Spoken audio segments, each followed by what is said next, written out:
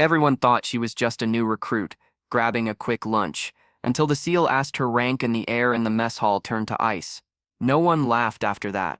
Not even him. Before I tell you what happened next, tell me in the comments where you're watching from. I love knowing who's listening.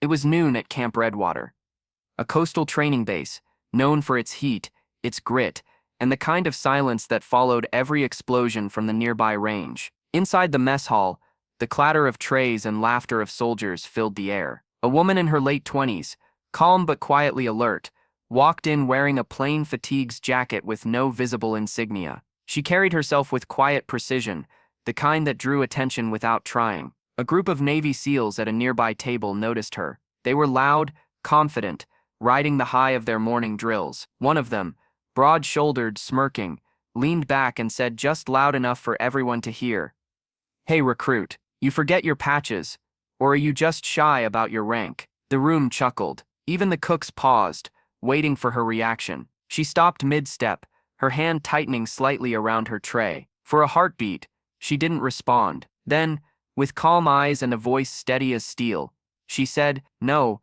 I didn't forget them. I'm just not used to wearing rank when I'm home." The SEAL raised an eyebrow. "Home? Camp Redwater isn't a home, sweetheart.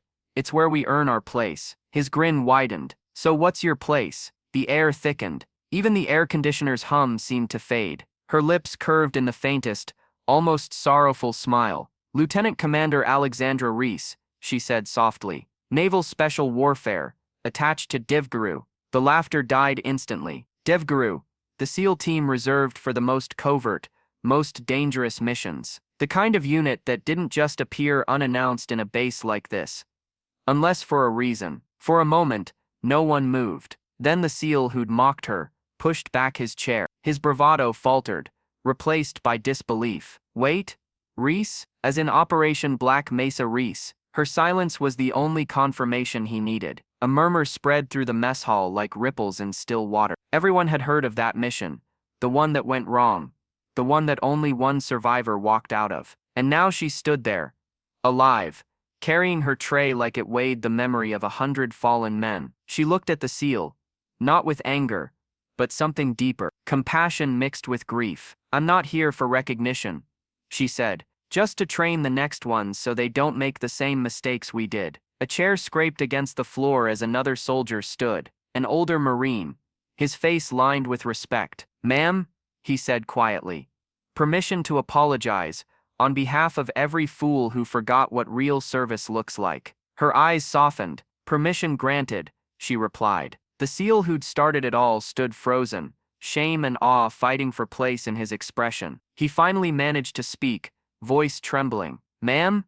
I didn't know. You weren't supposed to," she said gently. "Heroes never announce themselves. They just show up when they're needed." The mess hall stayed silent long after she left. The only sound was the faint echo of her boots on the tile, measured, dignified, almost ghost-like. Outside, she paused under the blazing afternoon sun. The flags whipped above her, symbols of service, sacrifice, and second chances. For the first time in years, she allowed herself a deep breath. Maybe it was okay to come home after all, because respect, she realized, wasn't earned through fear or rank. It was built through endurance, humility, and truth. Because real strength doesn't need to be announced. It reveals itself when silence demands it most, and sometimes, the quietest voice in the room carries the weight of a whole battlefield. If this story moved you, don't forget to subscribe and share your thoughts in the comments. Your voice is what keeps stories like this alive.